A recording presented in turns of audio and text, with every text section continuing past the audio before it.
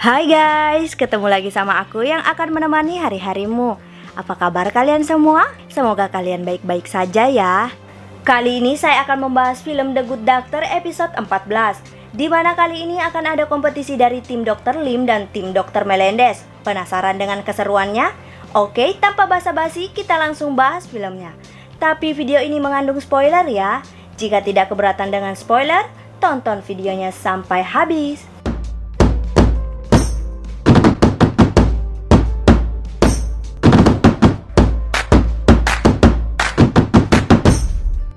Sebelum masuk alur cerita, saya akan memberikan informasi tentang aplikasi yang sangat berguna bagi kita semua, terutama buat kehidupan saya yang cuma tahu bahasa Indonesia.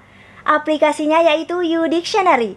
YouDictionary adalah aplikasi yang bisa menerjemahkan berbagai macam bahasa dari bahasa Inggris, Jepang, Itali, Korea, dan masih banyak yang lainnya. Bahkan di updatean terbarunya, YouDictionary ini sudah bisa mentranslate dari bahasa Arab ke bahasa Indonesia. YouDictionary ini membuat kita bisa berkomunikasi dengan berbagai bahasa di belahan bumi ini. Tidak hanya itu kelebihan dari YouDictionary, karena jika ada web yang menggunakan bahasa asing, maka kita bisa mentranslate-nya dengan sangat mudah. YouDictionary ini juga aplikasi yang nggak bikin ribet, karena aplikasi ini dapat digunakan tanpa harus buka tutup aplikasi. Yang lebih hebatnya lagi, YouDictionary ini memiliki fitur kamera translate yang dapat mentranslate bahasa asing hanya dengan difoto. Wow, aplikasi yang benar-benar sangat berguna. Dan ada satu lagi yang membuat YouDictionary harus di-download, karena YouDictionary telah bekerja sama dengan Oxford. Jadi tidak diragukan lagi dengan kualitas YouDictionary. Jadi cepat-cepat download YouDictionary yang link downloadnya ada di deskripsi. Oke, kita balik ke alur cerita. Film diawali dengan diperlihatkannya Dr. Lim, Dr. Melendez, Dr. Kalu, Dr. Brown, Dr. Murphy, dan Dr. Resnick. Dr. Resnick adalah bawahan dari Dr. Coyle saat masih bekerja di rumah sakit itu. Namun Dr. Coyle dipindahkan sehingga Dr. Resnick bergabung dengan tim Dr. Melendez. Lalu Dr. Lim menjelaskan bahwa hari ini rumah sakit memiliki 2 pasien. Dr. Lim pun mengajak para dokter terbagi menjadi 2 tim untuk menangani 2 pasien dan berkompetisi untuk mendapatkan nilai kepuasan dari pasien. Tim yang mendapatkan nilai kepuasan tertinggi dari pasien maka dinyatakan sebagai pemenang. Dr. Lim pun menjelaskan bahwa persaingan akan membuat mereka semua menjadi berkembang secara pemahaman dan dapat bekerja sama dengan tim yang lebih baik. Dr. Melendez awalnya menolak hal itu karena menurutnya permainan tersebut pernah dilakukan oleh Dr. Glassman untuk Dr. Lim dan Dr. Melendez saat mereka berdua masih magang. Namun Dr. Kalu, Dr. Brown, Dr. Murphy, dan Dr. Resnick menyetujui kompetisi itu. Akhirnya Dr. Melendez ikut dalam kompetisi tersebut. Lalu tim dibagi menjadi 2, Dr. Lim satu tim dengan Dr. Murphy dan Dr. Kalu, sedangkan Dr. Melendez satu tim dengan Dr. Brown dan Dr. Resnick. Para dokter langsung mengambil berkas para pasien dan langsung menemui pasien untuk melakukan pemeriksaan. Dr. Lim, Dr. Kalu, dan Dr. Murphy mendapatkan seorang pasien yang bernama Queen. Queen ditemani oleh neneknya yang bernama Ruth, karena orang tua dari Queen sedang berada di luar kota. Queen menderita sakit perut yang sangat parah. Namun saat Dr. Lim memeriksa kelamin dari Queen, ternyata Queen memiliki kelamin pria. Tentu hal itu membuat para dokter kaget karena mereka semua beranggapan bahwa Queen adalah seorang wanita. Queen merasa dirinya adalah transgender. Jadi Queen ini merasa bahwa dia adalah perempuan padahal dirinya diciptakan dalam bentuk pria. Namun hal itu dibantah oleh Dr. Murphy karena menurut sains Queen adalah laki-laki yang memiliki kromosom XY bukan wanita yang memiliki kromosom XX. Jadi kromosom itu dihasilkan dari sperma pria dan sel telur wanita. Sperma menghasilkan salah satu jenis kromosom yaitu kromosom X atau kromosom Y. Sedangkan sel telur hanya menghasilkan satu jenis kromosom yaitu kromosom X. Jika sperma menghasilkan kromosom X dan bertemu dengan sel telur yang memiliki kromosom X, maka anak yang akan lahir adalah perempuan. Sedangkan jika sperma menghasilkan kromosom Y dan bertemu dengan sel telur yang memiliki kromosom X, maka anak yang lahir adalah laki-laki. Namun Dr. Kalu membantah hal itu karena Queen menderita disforia gender. Disforia gender adalah seseorang yang sangat menderita akibat jenis kelamin yang diberikan sejak lahir tidak sesuai dengan identitas gender yang ia rasakan. Dr. Murphy tetap kekeh dengan pendiriannya bahwa Queen adalah laki-laki sama seperti dirinya dan Dr. Kalu. Dr. Lim dan Dr. Kalu terus memeriksa sakit perut pada Queen dan menyimpulkan mungkin saja Queen mengalami usus buntu akut. Di sisi lain, kita diperlihatkan tim dari Dr. Melendez sedang melakukan pemeriksaan pada pasien yang bernama Howard. Howard adalah seorang guru dan pingsan saat mengajar lalu dilarikan ke rumah sakit. Howard mengaku ia sering sakit di beberapa tubuhnya seperti punggung dan tenggorokan. Howard mengatasinya dengan cara minum obat yang ada di lemari obatnya tanpa ada resep dokter. Bahkan jika obat yang diminum tidak bisa menyembuhkan penyakitnya, maka ia akan langsung meminum obat lain tanpa resep dokter. Tentu hal itu membuat tim Melendez sangat miris. Dr. Melendez terus memeriksa keadaan Howard dan menyimpulkan bahwa Howard mengalami dehidrasi yang sangat parah. Tidak hanya itu, Howard juga merasakan sakit pada perutnya saat disentuh, sehingga Howard harus dilakukan ultrasound untuk mengetahui keadaan organ dalam perut Howard. Dr. Brown dan Dr. Resnick pun melakukan ultrasound pada perut Howard. Dari hasil ultrasound dapat terlihat bahwa usus buntu Howard telah pecah sehingga Howard harus dioperasi. Namun Howard seperti tidak ingin dilakukan operasi karena ia sangat memikirkan siswa-siswanya yang tidak memiliki guru penggantinya.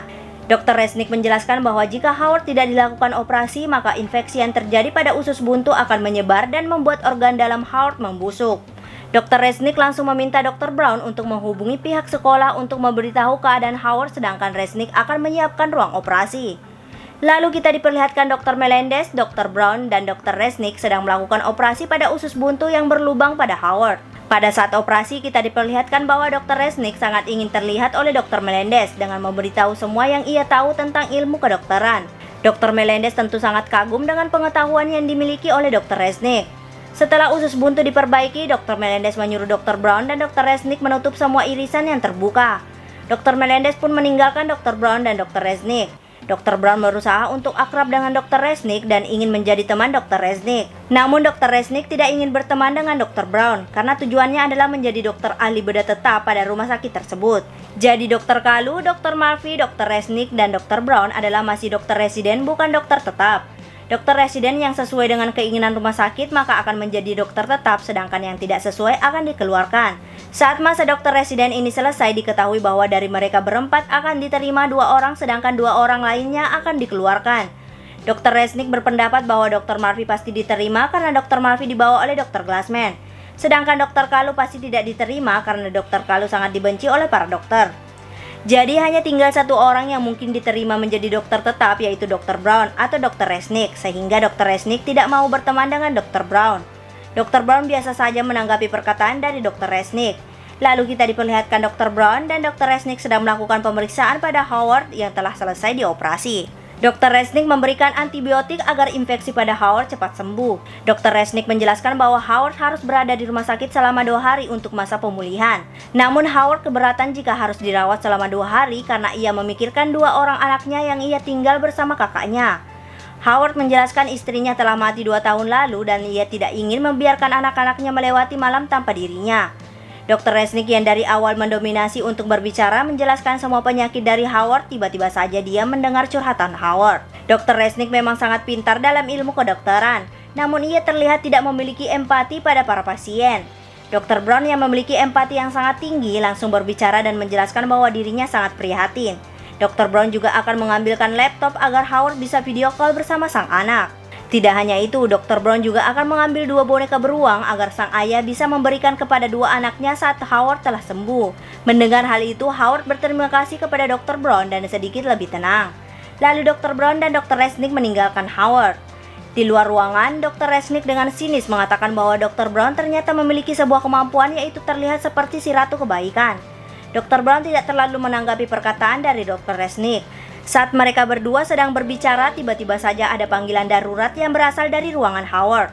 Mereka berdua langsung pergi ke ruangan Howard. Howard mengalami demam yang sangat tinggi dan tekanan darahnya juga menurun. Dr. Resnick dan Dr. Brown bingung karena seharusnya saat diberikan antibiotik maka infeksi dari Howard telah sembuh, namun ternyata infeksinya malah tambah parah. Dr. Resnick dan Dr. Brown akhirnya memutuskan melakukan pengujian keseluruhan pada Howard. Lalu hasil dari pengujian Howard pun keluar, dan ternyata yang mengambil hasilnya adalah Dr. Resnick tanpa memberitahu Dr. Brown. Hasil pengujian itu menunjukkan bahwa Howard memiliki infeksi Clostridium difficile, di mana infeksi tersebut hanya penyakit ringan, yaitu seperti penyakit diare. Namun masalahnya Howard memiliki virus superbug yang tahan terhadap seluruh antibiotik. Jadi walaupun penyakit dari Howard hanya infeksi yang membuat diare, tetapi itu tidak bisa disembuhkan karena tidak ada obat antibiotik yang dapat menyembuhkannya. Hal ini dikarenakan kebiasaan dari Howard yang selalu meminum banyak obat antibiotik tanpa adanya resep dokter. Dr. Melendez dan Dr. Resnick pun menyampaikan apa yang terjadi pada Howard. Howard harus dilakukan kolostomi, di mana akan dipasang kantung kolostomi pada perut Howard untuk menampung seluruh kotoran dari Howard karena diare.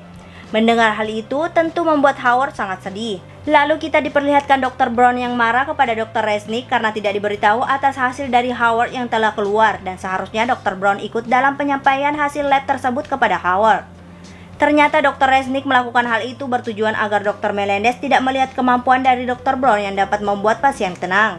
Lalu Dr. Resnick menjelaskan bahwa Howard harus dilakukan kolostomi dan kemungkinan pasien akan tidak puas dan membuat mereka kalah dalam kompetisi. Tentu Dr. Brown sangat aneh dengan sikap Dr. Resnick yang hanya memikirkan kompetisi agar terlihat bagus dan tidak sama sekali memikirkan keadaan Howard. Saat Dr. Resnick ingin meninggalkan Dr. Brown, tiba-tiba saja Dr. Brown mendapatkan ide bahwa Howard bisa disembuhkan dengan cara cangkok feses. Dr. Brown dan Dr. Resnick langsung menemui Dr. Melendez. Dr. Brown menjelaskan bahwa Howard mungkin tidak memerlukan kolostomi jika Howard dilakukan cangkok feses. Cangkok feses ini membuat Howard benar-benar sembuh jika berhasil. Namun tentu saja cangkok feses itu memiliki kemungkinan Howard mati karena bakteri akan dimasukkan ke dalam tubuh Howard walau kemungkinannya sangat kecil. Sedangkan kolostomi mungkin berhasil, tetapi dari hasil data 15% sampai 30%, infeksi Clostridium difficile akan kembali kambuh dan harus dilakukan kolostomi lagi. Dr. Resnick pun menambahkan bahwa hal itu akan membuat Howard masuk ke rumah sakit berulang kali dan akhirnya mati. Dr. Brown dan Dr. Resnick terus meyakinkan Dr. Melendez bahwa cangkok feses ini akan berhasil untuk Howard. Dr. Melendez pun menyetujui pendapat mereka berdua dan menyuruh mereka untuk mempersiapkan ruang operasi.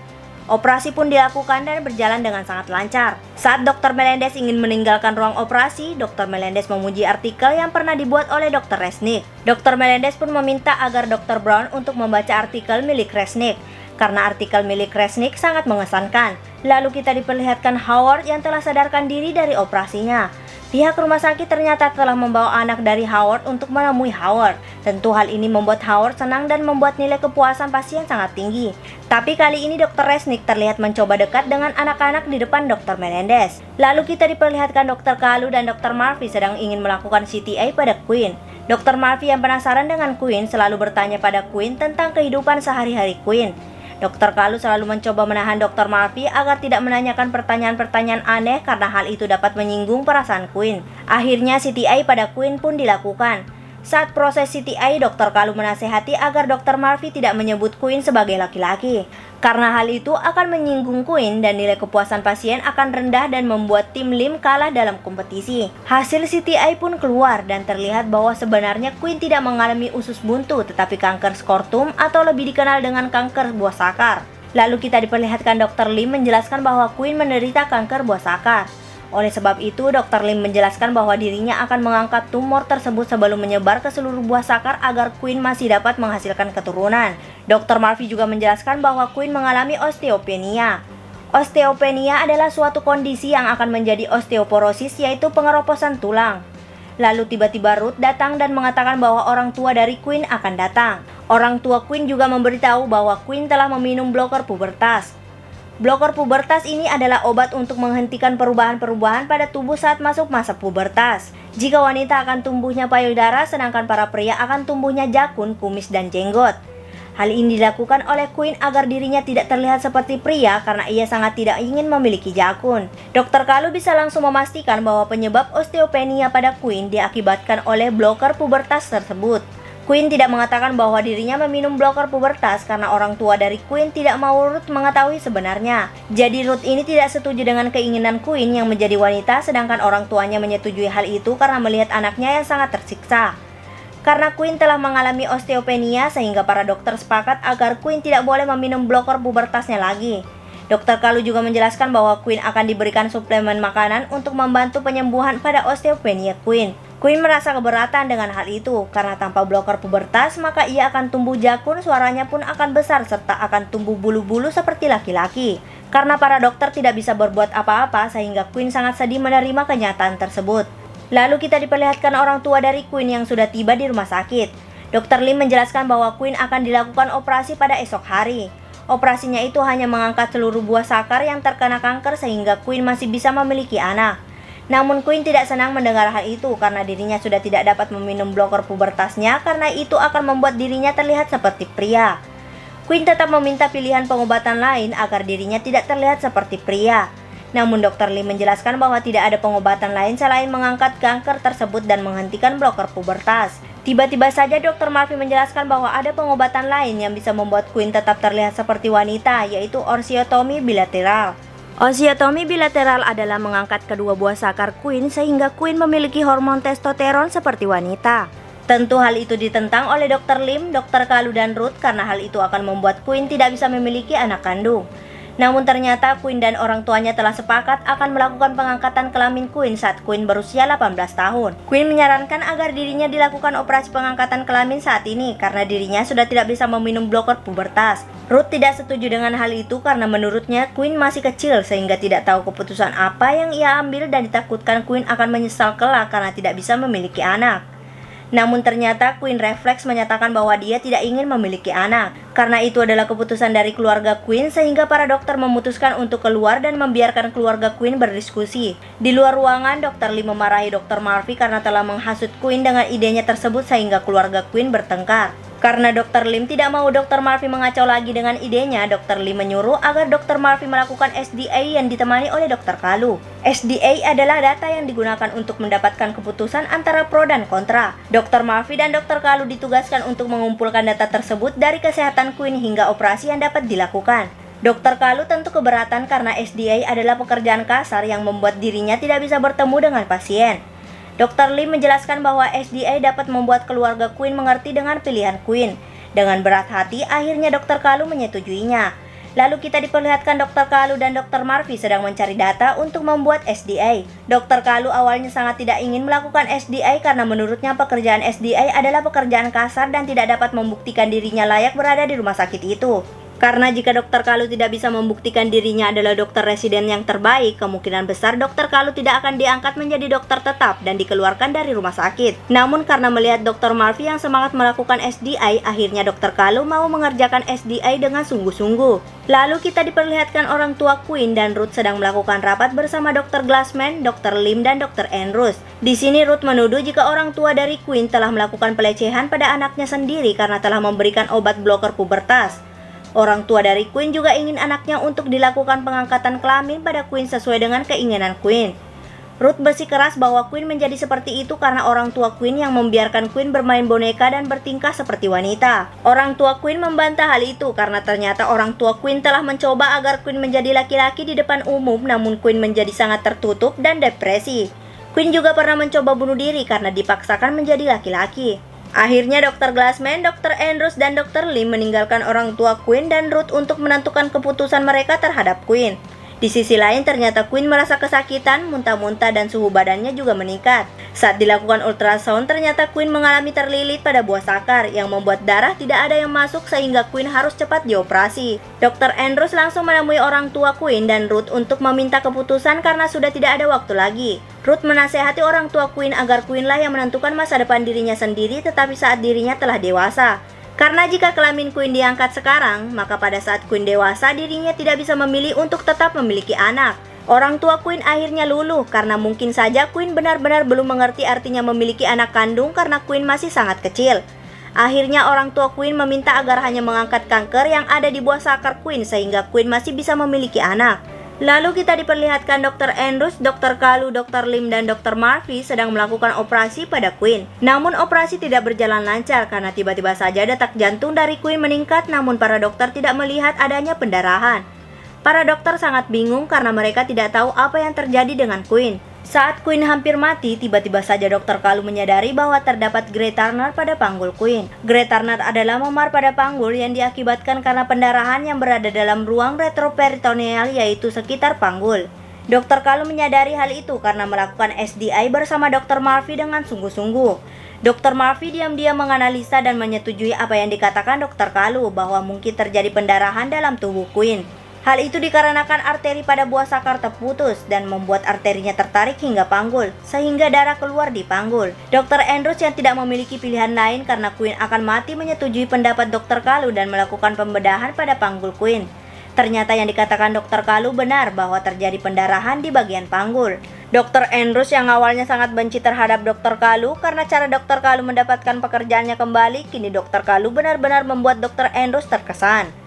Akhirnya operasi pun selesai. Lalu Queen pun sadar setelah dilakukan operasi. Queen menanyakan apakah operasi pengangkatan kelaminnya jadi dilakukan. Orang tua Queen menjelaskan bahwa mereka tidak jadi mengangkat kelamin dari Queen, karena itu adalah keputusan yang sangat besar sehingga harus dibicarakan lebih dahulu hingga Queen berumur 18 tahun. Queen sangat tidak suka dengan keputusan itu karena dirinya akan berubah menjadi laki-laki karena tidak bisa meminum bloker pubertas. Dr. Andrews juga menjelaskan bahwa mempunyai anak saat Queen dewasa adalah keputusan sangat penting.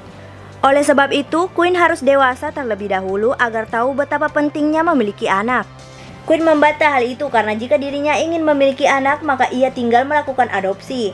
Queen juga bersikeras pasti akan kembali ke rumah sakit tersebut saat usianya telah 18 tahun untuk pengangkatan kelamin. Dr. Andrews menjelaskan bahwa saat Queen kembali, maka Dr. Andrews akan siap membantu untuk pengangkatan kelamin Queen. Ternyata Dr. Andrews sangat simpati sekali kepada Queen dan tidak ingin Queen melakukan pengangkatan kelamin karena Dr. Andrews dan istrinya sulit untuk mendapatkan anak. Dr. Andrews ternyata memiliki kelainan pada jumlah sperma yang dimiliki. Karena jumlah dari sperma dan motilitas Dr. Andrews sangat rendah sehingga sangat sulit untuk mendapatkan anak. Karena hal itulah yang membuat Dr. Andrews sangat tidak ingin Queen mengangkat kelaminnya. Karena tidak memiliki anak kandung itu sangat menyakitkan bagi Dr. Andrews. Lalu kita diperlihatkan hasil dari kompetisi tim Dr. Melendez dan tim Dr. Lim. Tentu saja pemenangnya adalah tim dari Dr. Melendez karena yang diinginkan oleh pasien dapat terwujud. Sedangkan Queen yang ditangani oleh tim Dr. Lim sangat kecewa karena kemauannya tidak dapat terwujud. Kali ini kita diperlihatkan Dr. Brown yang ingin pulang setelah bekerja seharian. Ternyata Dr. Melendez telah menunggunya dan menanyakan apakah Dr. Brown telah membaca artikel milik Dr. Resnick. Tentu mendengar hal itu Dr. Brown sangat kesal dan mencoba langsung meninggalkan Dr. Melendez. Ternyata Dr. Melendez menyuruh Dr. Brown membaca artikel milik Dr. Resnick supaya Dr. Brown mengetahui lawannya yaitu Dr. Resnick. Dr. Melendez juga menasehati Dr. Brown agar tidak terpancing dengan Dr. Resnick karena Dr. Brown memiliki kemampuan yang berbeda. Dr. Melendez meminta agar Dr. Brown tetap semangat seperti biasanya dan meminta agar Dr. Brown melakukan semuanya seperti yang Dr. Brown inginkan. Mendengar hal itu tentu membuat Dr. Brown senang dan tenang. Oke, film pun berakhir. Jika suka dengan channel ini, mohon di subscribe dan tunggu episode selanjutnya. See you!